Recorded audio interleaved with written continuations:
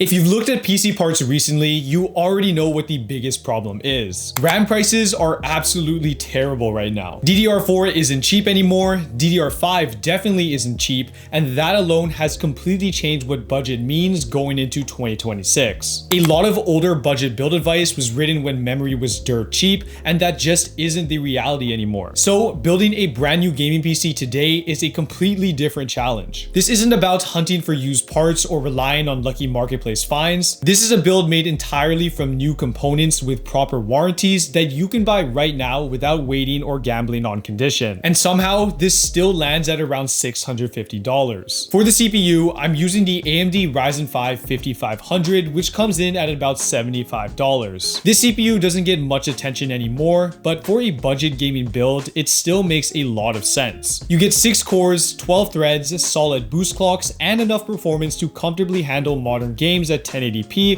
when paired with the right GPU. At this price point, it's doing exactly what you need without wasting money. The motherboard is the ASUS Prime B550MA Wi-Fi Mark II, priced around $80. This is one of those boards that quietly does everything right. You get the B550 chipset, built-in Wi-Fi, and solid VRMs with proper out-of-the-box support for the Ryzen 5 5500 and no corners cut on features that actually matter. It's Micro-ATX, which keeps the build compact, but you're not giving up expandability or stability. Now for RAM, which is honestly the rough part of this build. I'm using Team Group TEAMFORCE Vulcan Z 60GB DDR4 kit at 3200 MHz, coming in at $105. A couple years ago, this would have been a lot cheaper, but going into 2026, this is just the reality. 16 gigs is the baseline now. Anything less causes stutters, longer load times, and worse multitasking. It's not exciting, but it's necessary, and it keeps the system feeling smooth. For storage, I went with the WD Blue SN5100 500GB NVMe SSD, priced at $65. This gives you fast boot times, quick game loads, and a responsive system overall. 500 gigs isn't huge, but it's enough to get started, and storage is one of the easiest upgrades later. You don't need to overspend here to get a good experience. The case is a darkFlash Micro-ATX case, which costs about $51. What makes this one stand out is that it comes with 3 pre-installed RGB fans, which is actually a big deal at this price point. For a budget build, included fans save you money immediately. You don't have to spend an extra $20 to $30 just to get decent airflow,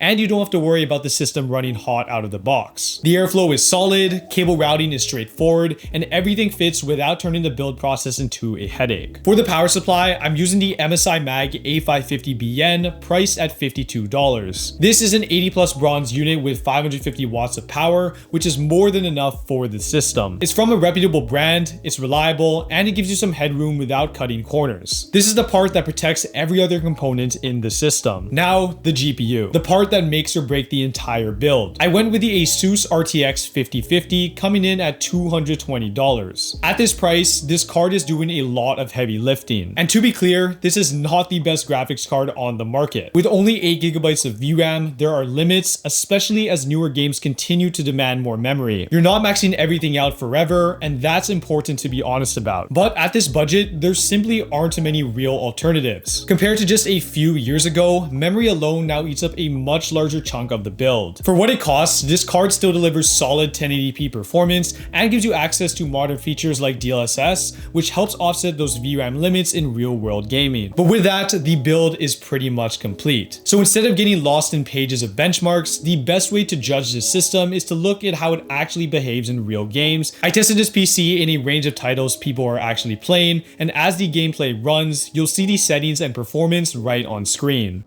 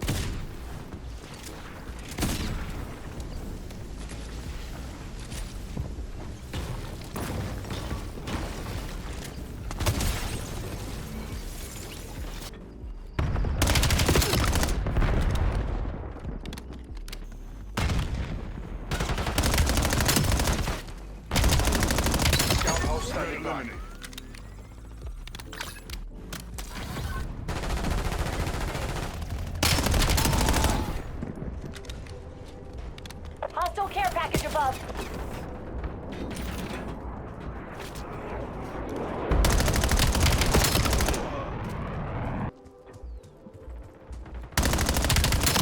Tango drop.